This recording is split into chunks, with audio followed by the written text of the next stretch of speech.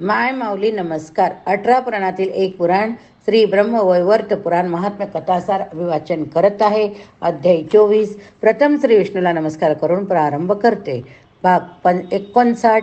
शृंगारमालाची कथा. श्री नारायण सांगू लागले. नंतर श्रीकृष्ण सुखाने द्वारकेत राहत होता. एकदा यादवांचा तो सुधर्मा सभेत बसला असता एक तेजस्वी पुरुष त्या सभेत आला. त्याने त्या सभेत प्रवेश करताच पुरुषोत्तम श्रीकृष्णाचे स्तवन केले. मग तो शांतपणे गोड आवाजात म्हणाला, हे श्रीकृष्णा, आपण आमचे महाराज मंडळेश्वर राजेश शृंगाल वासुदेव यांनी जो निरोप पाठवला आहे तो ऐकावा. शृंगाल म्हणाला, मीच वैकुंठातील वासुदेवाचा अवतार, देवांचा स्वामी चतुर्भुज, लक्ष्मीचा पती मीच, जगताचा धाता आधार, ब्रह्मदेवाचा पालक मीच. ब्रह्मदेवाला पृथ्वी शरणाऱ्यावर तिला घेऊन ब्रह्मदेव मजकडे चाला. त्या पृथ्वीचा भार हलका करण्याची प्रार्थना त्याने मलाच केली. या भारतवर्षात म्हणूनच आता मी अवतार घेतला. या उलट तो श्रीकृष्ण अतिशय अहंकारी त्या वसुदेव पुत्राने बलवान लोकांकरवी निर्बलतांना दुर्बलतांना जिंकले.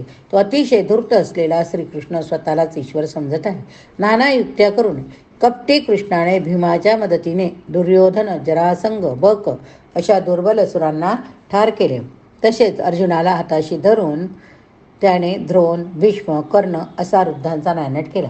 शिशुपाल, दंतवक्र, कंस आणि माझा पुत्र नरकासूर यांना स्वतः ठार केले ते कपटाने.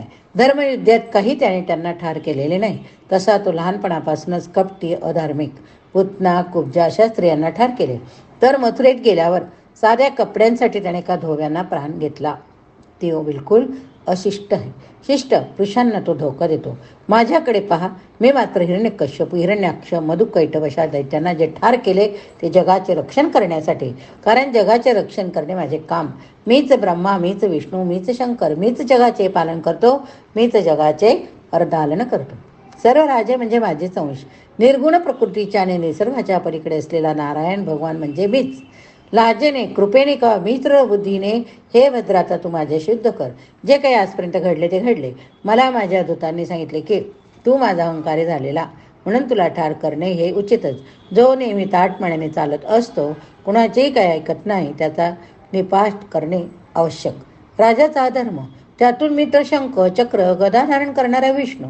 मी माझे गण घेऊन तुझ्या द्वारकेस येतो. तेव्हा इच्छा असेल तर माझ्याशी लढ, नाहीतर सरळ मला शरण आहे. जर तू मला शरण आला नाहीस तर मी एका क्षणात तुझ्या सकट रामासकट सर्व द्वारकेचा नाश करेन. मग तुला कुणीही वाचवायला येणार नाही. शंकर, इंद्र, ब्रह्मदेव सर्वांना युद्धात जिंकण्यास मी समर्थ. शृंगालाचे हे निरोपाचे भाषण दूताचे तोंडून ऐकून श्रीकृष्ण हसला. त्याने दूतांबरोबर निरोप पाठवला, मी लढायला तयार, तू कधी ये, माझा पराभव कर. यानंतर काही दिवस गेले हो, परंतु शृंगाल काय आला नाही. तेव्हा कृष्णाने युक्ती केली. तो यादाना म्हणाला, मी आता माझ्या एका कामासाठी हिमालयात जातो. मी येथे नाही हे समजताच शृंगाल द्वारकेवर आक्रमण करेल. तेव्हा तुम्ही सज्ज राहा. फक्त मी येईपर्यंत तुम्ही द्वारकेचे रक्षण करा म्हणजे झाले. कृष्णाच्या सांगण्याप्रमाणे यादवाने द्वारकेतील संरक्षणाची योजना आखली आणि ते त्याप्रमाणे डोळ्यात तेल घालून राहू लागले. इकडे हेराम करवी शृंगालाला समजले की श्रीकृष्ण हिमालयाच्या दिशेने निघून गेला. त्याबरोबर श्रीकृष्णाच्या विरुद्ध असलेले काही राजे जमा करून शृंगालाने द्वारकेश्वर आक्रमण केले. त्यांच्याकडे हत्ती, घोडे, रथ, उंट यांची दले असलेली प्रचंड सैन्य होते. नारायणाकरवी कृष्णाला ही बातमी समजली होतीच. कृष्ण म्हणाला, मी वेळेवर परत जाईन, शृंगाराकडे बघेन. इतके बोलून श्रीकृष्ण कैलासावर स्तब्ध राहिला, स्वस्थ राहून राहिला. शृंगालाबरोबर एकलव्य होता. अनेक पराक्रमी कृष्ण द्वेष्ट राजे होते. त्यांच्या हातात मशाली होत्या. त्या मशालीच्या प्रकाशात त्यांचा हल्ला द्वारकेश्वर झाला. इकडे द्वारकेत परचक्राची बातमी लागताच सात्यकी, बलराम, उद्धव वगैरे यादव सज्ज झाले. ते प्रतिकार करण्यासाठी पुढे आले. तेथे घनघोर युद्ध माजले. रात्रीच्या प्रकाशात अनेक वीरांच्या त्यांच्या जनावरांच्या आरोळ्या मोठ्या भेसूरपणे ऐकू येत होत्या. अंधारातून येणारी कोसळणारी शस्त्रे सैनिकांच्या अंगात घुसत होती. सात्यकी ओरडला, हे शृंगाला, आज तुमचा संहार करून मी तुमच्या मांसाची मेजवानी गिधाडांना, कुत्र्यांना देतो. रात्री सगळेजण झोपले असताना कोणता शूर पुरुष शत्रू आक्रमण करील, कोणता शूर पुरुष चोरासारखे काम करील. खरोखर शृंगाला बलवान राजा नसून चोर. जर तुला आमच्यासमोर उभे राहायची हिंमत असती तर तू असे काम केले नसतेस. असे म्हणून मोठ्याने असत त्याने धनुष्याला बाण लावला. शृंगाल म्हणाला, कोठे आहे तो कृष्ण? थोड्याशा लोकांनी त्याला आपला राजा मानला, त्यामुळे तो चढून गेला. तो स्वतःच माझे वासुदेव नाव लावून घेतो. इतके बोलून शृंगालही लढू लागला. सात्यकी आणि शृंगाल जीव खाऊन एकमेकाशी लढू लागले. दोघांनी एकमेकाच्या बाणांचे तुकडे केले. दोघे एकमेकाच्या बाणांनी रक्ताळले. काही वेळाने सात्यकीच्या डोक्यात शत्रूचा एक बाण येऊन रुतला. त्यामुळे सात्यकी बेशुद्ध होऊन रथातच खाली बसला. तेव्हा आनंदाची कुळी फुटून शृंगालाचे बाण सोडले. त्याने सात्यकीचे घोडे आणि सारथी घायाळ केले. एवढ्या वेळात सात्यकी शुद्धीवर आला. आता सात्यकीने रागाने एकच बाण मारला. तो बाण शृंगाल वासुदेवाच्या छातीत घुसला. त्याबरोबर त्याच्या अंगातले रक्त छातीतून वाहू लागले. तो तडफडू लागला. सुस्कारे टाकीत रथाच्या मध्यभागी कोसळला. तेव्हा सात्यकीने त्याच्यावर अनेक बाण सोडून त्याचा रथध्वज मोडून टाकला. एवढ्या शृंगाल शुद्धीवर आला. परंतु शृंगार पाहत असताना सुद्धा सात्यकीने त्याचे घोडे सारथी ठार करून टाकले. तो शृंगालाकडे जाऊन पाहून हसत सुटला.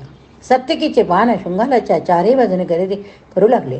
परंतु धैर्याच्या केवळ शिरोमणी असलेल्या शृंगाल तसेच पुढे येऊ लागला. सात्यकीने त्याच्या धनुष्याचे तुकडे उडवले. शृंगालाने रथातून आपली गदा घेतली. ती फिरवत सात्यकीच्या दिशेने चालून आला. शृंगालाने सात्यकीच्या अगदी जवळ जाऊन त्याच्या छातीत गदा मारली. पण सात्यकीने शत्रूच्या हातातली गदा डाव्या हाताने हिसकावून घेतली, दूर फेकून दिली. तेव्हा शृंगाल रथात परतला. शृंगालाने एका पाठोपाठ एक अशा 10 शक्ती सात्यकीला फेकून मारल्या. सात्यकीने त्या चुकवायचा प्रयत्न केला, पण तो जखमीच झाला. शेवटी त्याने धनुष्य तोडले. तेव्हा सात्यकीने हातात गदा घेऊन शृंगाराला मारली. शृंगारने नवीन धनुष्य घेऊन रथातून खाली आला. दोघांचे गदा युद्ध झाले. दोघे एकमेकावर गदेचा आघात करीत होते. काही वेळाने शृंगालाने सात्यकीच्या छातीत गदा मारली. सात्यकीनेही तसेच केले. सात्यकीने वेदना सहन केल्या, पण शृंगाल मात्र गुडघ्यावर कोसळला. तरी देखील दुसऱ्याच क्षणाला स्वतःला सावरून गदा मारली. त्या आघातामुळे सात्यकी मटकन खाली बसला, पण तो लगेच उठून लढू लागला. ते दोघे मृत्यूप्रमाणे एकमेकाशी झगडत होते. नजरेने एकमेकांना जाळून टाकल्यासारखे ते रागाने पाहत होते. अखेरीस सात्यकी शृंगालाच्या माराने बेशुद्ध पडला. सात्यकीला मारण्यासाठी शृंगालाने गदा फेकली, परंतु तितक्यात सात्यकी सावध झाला. त्याने ती गदा घेऊन दोन्ही हाताने मोडून टाकले. तेव्हा दुसऱ्याच क्षणी उठून सात्यकीने ढाल तलवार घेऊन सात्यकीशी मुकाबला केला. काही वेळाने आपल्या ढाली तलवारी त्यांनी फेकून दिल्या. ते शस्त्रे न घेता एकमेकाशी लढू लागले. गुडघे, गुदे, हात, पाय, डोके हीच त्यांचे शस्त्र. मध्यरात्री आकाश मेघाने भरले असताना त्यांचे महाभयंकर मल्ल युद्ध सुरू झाले. इकडे एकलव्य बलराम यांचे असेच युद्ध सुरू होते. दोघांनीही एकमेकाशी शस्त्रे सोडून टाकली. काही वेळ असे युद्ध सुरू होते तेव्हा बलरामाच्या शरीरात एकलव्याचे बाण घुसले. बलराम घायाळ झाला, पण तरीही त्याने नवीन धनुष्य घेतले. त्याने एकलव्याच्या धनुष्याचे तुकडे केले, रथाची मोडतोड केली, ध्वज फाडून टाकला. एकलव्याने नवीन धनुष्य घेतले. तो बलरामाच्या बाणाचा मारा करू लागला. त्याने बलरामाचे धनुष्य तोडून टाकले. बलराम